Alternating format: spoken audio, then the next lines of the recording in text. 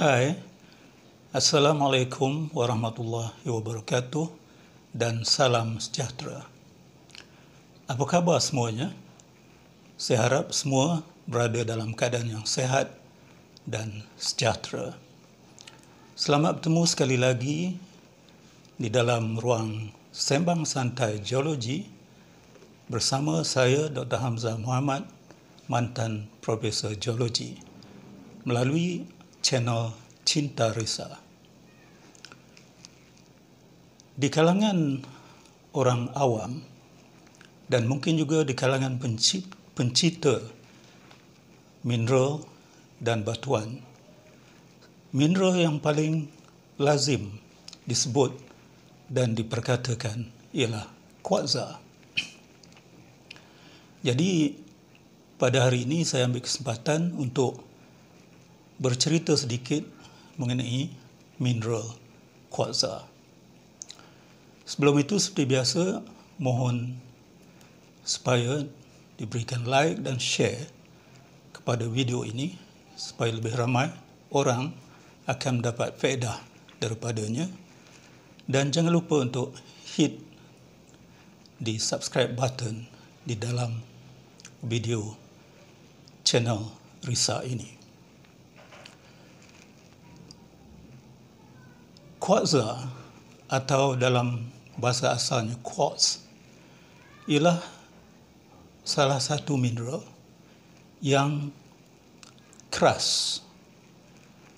Dari segi kandungannya, kuartza ini terdiri daripada unsur silikon Si yang berpadu dengan oksigen dalam kadar 1 silikon dan 2 oksigen. Jadi kuartza ini ialah mineral dengan komposisi dwi-oksida, iaitu 2 oksida.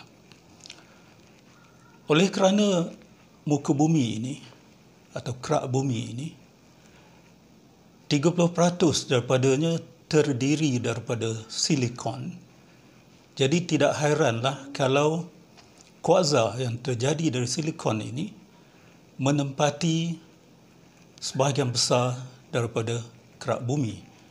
Dan dari segi amountnya, dia cuma nombor 2 terbanyak berbanding dengan satu mineral lain yang dipanggil feldspar. Jadi kuartza itu sangat melimpah di dalam kerak bumi. Jadi hampir ke semua batuan, tidak kira sama ada batuan igneous atau sedimen atau metamorf, sentiasa ada mengandungi mineral kuartza ini. Jadi cuba kita perhatikan sifat-sifat utama daripada mineral kuartza ini. Pertama ialah tentang warnanya.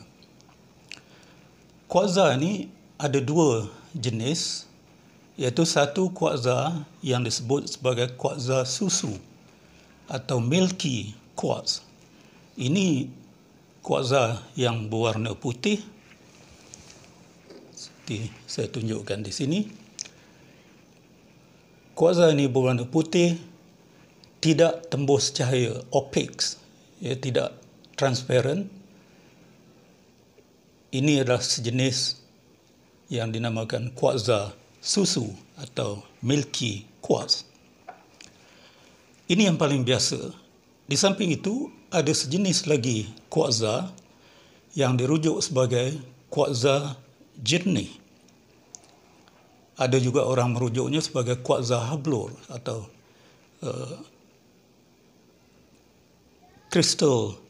crystalline quartz, ya, kuartza hablur. Berbeza kerana ini pada umumnya tidak berwarna, mungkin sedikit warna kelabu, tetapi yang pentingnya dia jernih dan tembus cahaya atau transparent.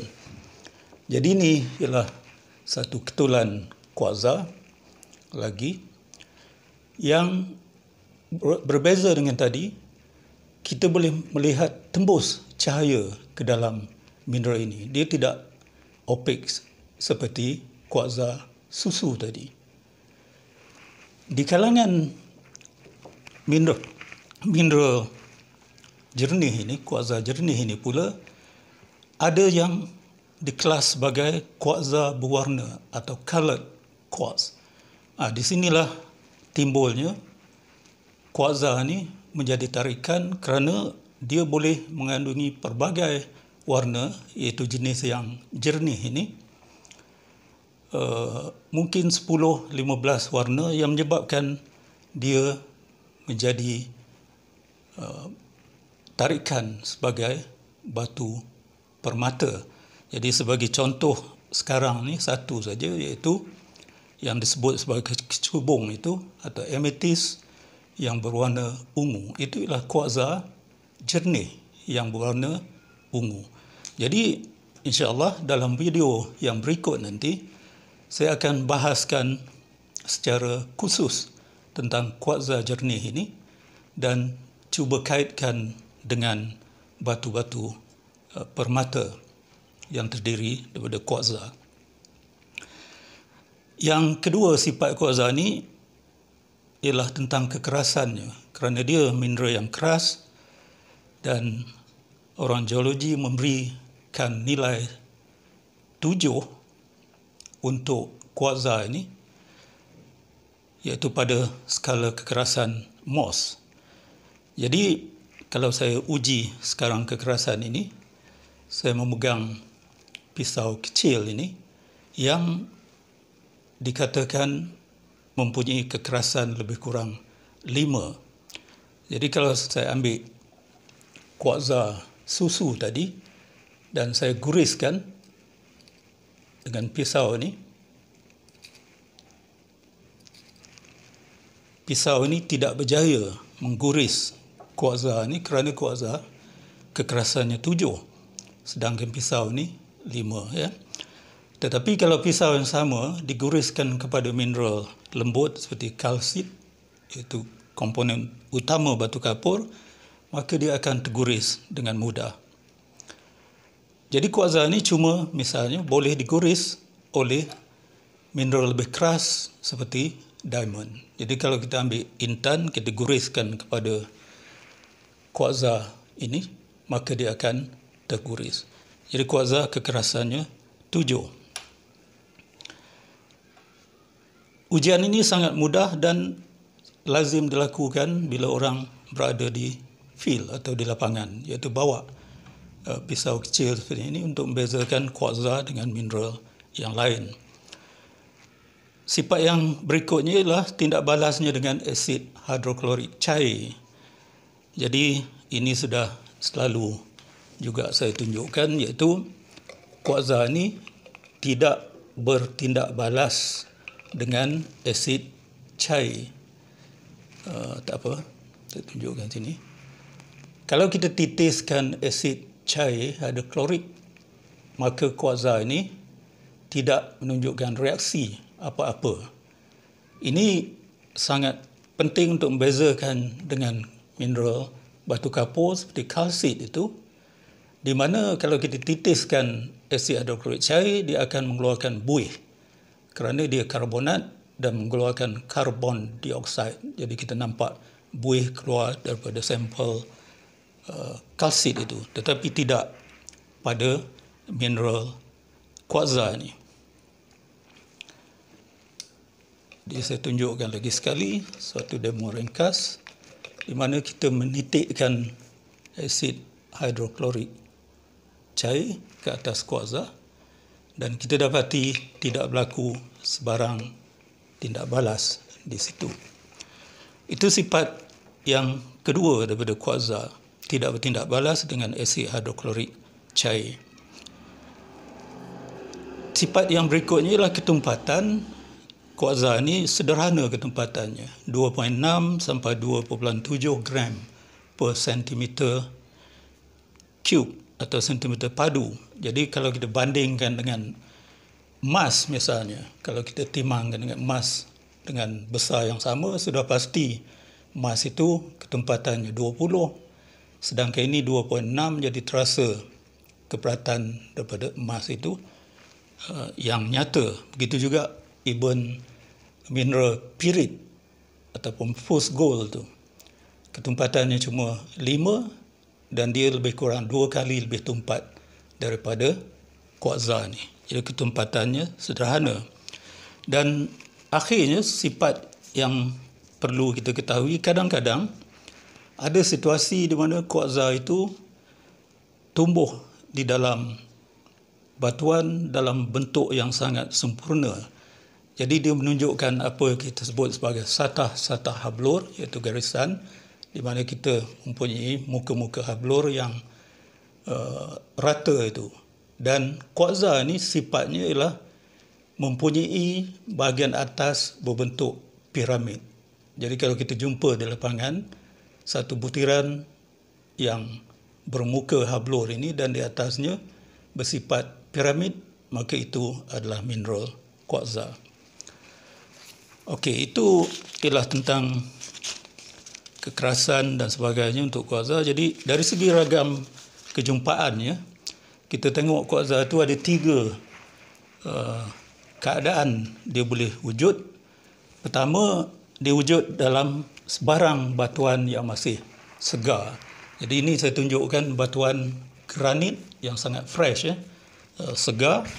Dan di dalam bulatan merah itu saya tunjukkan itulah mineral kuarsa berwarna kelabu cerah itu, di tengah-tengah itu, dalam saiz lebih kurang 5, 6 atau 7 milimeter.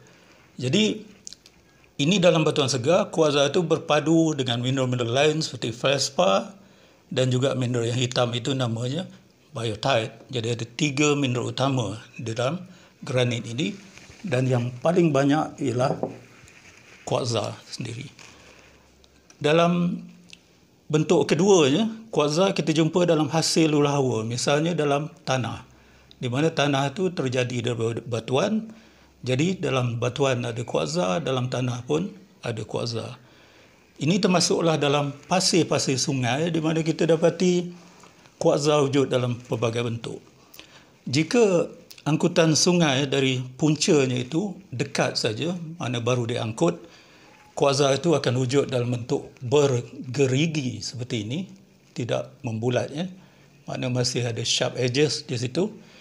Dan jika angkutan itu telah jauh di kuala, mana bahagian jauh dari hulu, maka dia akan berbentuk lebih membulat seperti ini dengan permukaan yang licin. Inilah pebble sungai yang terlonggok pada tepi dan dasar sungai. Jadi ini telah diangkut sebegitu jauh, digolikkan, dilelaskan dan sebagainya sehingga dimendapkan di satu tempat dalam keadaan yang sudah membulat seperti ini.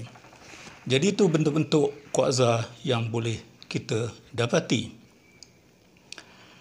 Okey, apakah kegunaan komersial kuarsa ni? Banyak ya gunaannya. Salah satu ialah dalam pembuatan kaca, sebab kaca ni atau gelas kandungannya tak lain daripada Si juga, silikon dioksida.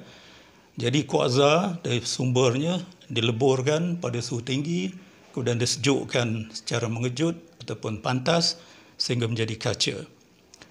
Oleh kerana dia kuarsa ni juga adalah bahan yang keras, maka dia boleh menjadi bahan las, iaitu digunakan untuk meratakan permukaan, melicinkan permukaan bahan-bahan lain. Dia juga digunakan dalam pengayun jam seperti jam tangan dan dinding. Kita tahu ada quartz watch. Dan dari segi teknologi, silika ini ataupun quartz asalnya itu telah pun merevolusikan teknologi dengan dapatan chip silika yang dibuat daripada asalnya silikon. Kemudian seperti saya sebut tadi, juga berguna sebagai batu permata apabila dia wujud dalam bentuk jernih tadi dan berwarna seperti amethyst itu.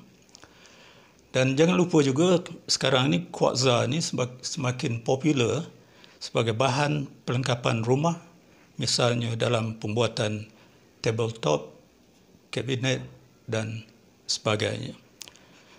Jadi itulah sedikit penjelasan tentang kuarsa ni, dan insya-Allah Di kesempatan lain, saya akan cuba menjelaskan tentang kuarsa dari segi batu permata apabila dia mempunyai warna yang tertentu. Jadi itu saja untuk kali ini. Sehingga kita bertemu sekali lagi, jangan lupa untuk memberikan like dan share kepada video ini supaya lebih ramai orang mendapat manfaat daripadanya, dan jangan lupa untuk subscribe dengan menekan tombol subscribe pada video ini. Sekian saja, sehingga kita bertemu sekali lagi. Terima kasih.